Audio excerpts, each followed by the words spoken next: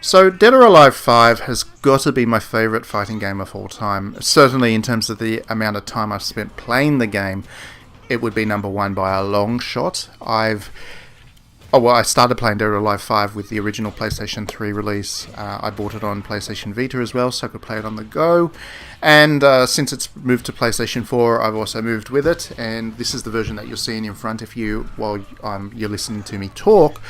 Dead or Alive 5 Last Round on the PS4 is the fighting game that I've spent more time playing than any other. And along with that, I've also been buying the additional costumes, the levels, the additional characters as Koei has supported them with additional DLC. Though that DLC has been quite controversial, obviously, because there's, I think, 7 or 8 season passes. Each one's, a solid $100-something to buy into. So you're looking at a huge cost if you actually buy all the DLC that this game has for it. But that was never the intention, obviously, of Koei Tecmo. I don't think they ever expected anybody to actually go and buy everything in this game. If anybody's like me, like most people I imagine who like the game and bought the DLC, would have been like me, that we got the costumes for our favourite characters. We probably bought the additional characters so we had the full set and all the levels, but that's a relatively minor cost. When it comes to the costumes, which is where all the real money is at, we would have only bought the ones for the characters that we cared about the most. Maybe a season pass or two, depends if we liked the overall set that the costumes offered. But yeah, for the most part, we would have stuck to, a couple of $100 perhaps in terms of additional costumes. And I don't actually think that's a bad thing. The amount of raw playtime that I've got out of this game would tell me that I've got value for money and I enjoy it. So, I don't see any reason to complain about that. But as things are, late last year, Koei Tecmo announced that it was no longer developing for Dead or Alive 5, which a lot of people interpreted for some reason to mean that there was going to be no more Dead or Alive, which is nonsense. This series makes far too much money for Koei Tecmo to give up on it, and there will be a Dead or Alive 6 at some stage. It just meant that Koei wasn't going to create additional costumes or characters for the game. And that's fair enough. I think as good as this game looks, and it still looks quite good, when I was playing Soul Calibur 6, an early build of it, even in that early build stage, the advancement in technology from when this was originally a PlayStation 3 game, which was upscaled for PS4, to what Soul Calibur offers now as a native new generation and advanced game, it's just so significant. And for a series that really relies on people enjoying the visuals, the character models in particular, but also environments and presentation in general, Dead or Alive 5 was starting to look quite long in the tooth. So I imagine that we'll probably start to hear rumours, if not get an announcement of Dead or Alive 6 this year. Hopefully we get to see a little bit of it in action. I believe it will be a game released on this console generation, and I believe that it will probably come sooner than we think, I'd like to think, because Koei Tecmo can't really go without this series, and there'll be too much money to be made to ignore it, to be frank. But one of the things that's quite interesting is that Dead or Alive 5 was originally released in a very different game scene to what we have today. So Dead or Alive 6, you'd have to imagine, will take into account the more modern gaming trends from a development and consumption point of view. And we'll probably get a game that looks and feels and plays very differently to what we have with this one. I don't mean the core mechanics. The core mechanics will probably stay much the same. But I thought the reason I'm doing this video in the first place is I thought I'd talk about what we might see in Dead or Alive 6. These aren't predictions. I don't have any inside knowledge on Koei Tecmo or what they get up to. But they're a very smart business and they know what they're doing. And I'm sure that they're looking at the trends in the games marketplace to really make sure that the next Dead or Alive is a success commercially as well as critically, and consumers enjoy it. So we'll probably see some of these trends, if not make their way into the game, then at least Koei would have looked at them very closely. So this video is mostly to discuss what we may or may not see in Dead or Alive 6, and what I would like to see as well, to be honest. So one of the things that's changed a lot since Dead or Alive 5 originally came out is the advent of loot boxes as a monetization model, and free-to-play has been a dominant thing. Dead or Alive 5 had a free-to-play version that was added in when there was the PlayStation 4 release, but it was definitely secondary. I suspect that Dead or Alive 6 will make the free-to-play version a more primary focus for Koei Tecmo, and then, you know, given the success of loot boxes with Overwatch and other particular games, I think that the way that Dead or Alive is monetized through a wealth of costumes and kind of aesthetic add-ons, that would be crazy for Koei not to do in lieu of the DLC model, which is a little bit old and stale now. I must admit, I'm not totally sold on the idea of loot boxes. In fact, I'm quite critical of them, and I would hope that Koei would do them in a way that makes sense and isn't too exploitative. But I think just the inevitability of the industry means that that will be the way that the game goes, and hopefully, I mean, the good thing about loot boxes is that you do still earn them as you play, so you'll get additional costumes. Let's assume that it's the costumes that are behind loot boxes. You'll get additional costumes just as you naturally play through the game, and then you'll have the option of getting them faster by paying for premium tickets or premium loot boxes or whatever. And that kind of works for everybody. The more casual players will still get new costumes to play around with as they play along.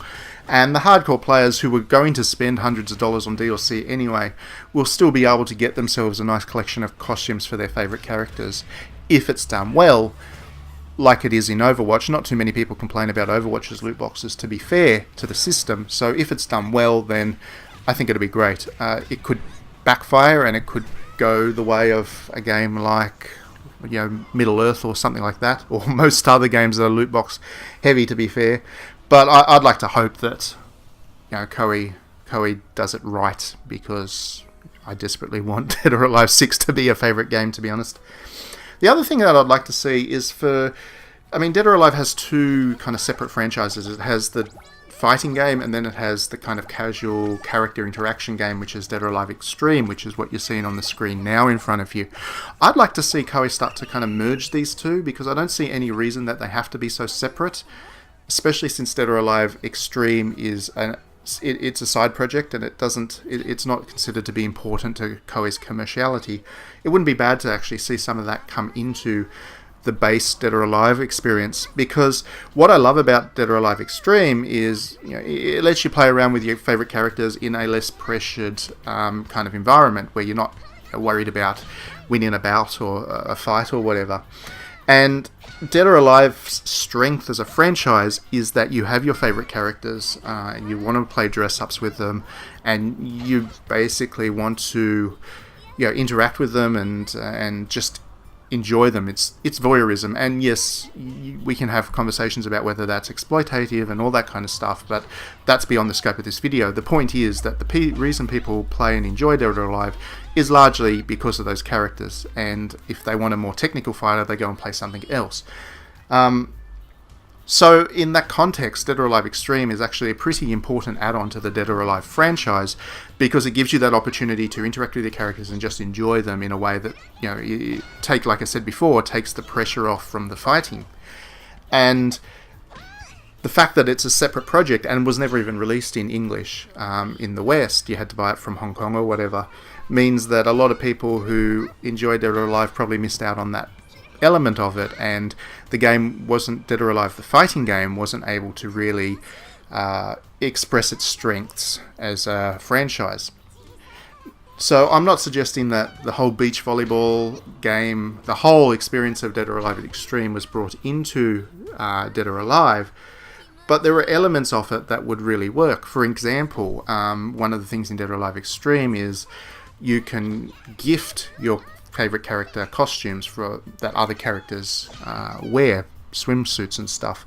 And if they have a good enough relationship with you, then they'll wear a costume that was designed for a different character. And that's pretty neat. That's a pretty neat touch. It would be great if you can get a costume in the Dead or Alive fighting game and then just give it to any character that you like. If you've played with them enough to build up a relationship with them. Perhaps you could have a side game where you need to, interact with the character and develop a relationship, so that once you have a good relationship, you can then gift them different costumes and stuff. That's a very simple idea, but it would give the game that additional character touch, that interaction outside of the fighting, that again, people come to the Dead or Alive for. Gambling's another opportunity. I mean, if you're talking about the loot box system, if you had some kind of poker or roulette mini game to also play, that gave you the opportunity to earn some extra credits to buy more loot boxes, then again, that lets you indulge in the whole Dead or Alive universe without having to fight battle after battle after battle.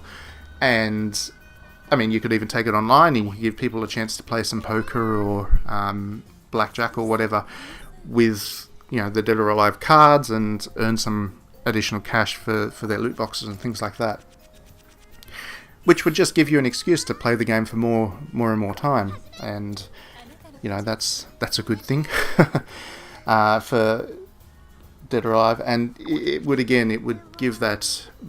broaden the scope of the game and the franchise beyond just the fighting, and that would be exactly what it needs to differentiate itself from the Tekkens and Street Fighters and Soul Caliburs of the world, especially now that we're also seeing stronger narratives come into fighting games like BlazBlue and some of the other 2D fighters. Again, for Dead or Alive to continue to stand out and remain relevant, being able to play these kinds of mini-games or have character interactions would be a point of difference that people would possibly want to play Dead or Alive 4 over some of the others. And that's basically where I'm at with. And one other point.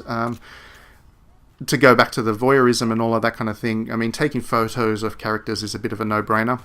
The photography mode in both Dead or Alive Xtreme and Dead or Alive 6 is a little bit too simple for its own good compared to what you can get with some other games like Horizon or Shadow of the Colossus or basically any Sony game. So it'd be good to see that also kind of make its way, a more advanced camera system make its way into Dead or Alive 6. Anyway, I'm sure we'll find out more about this game in the near future. So thanks for watching and stay tuned for more.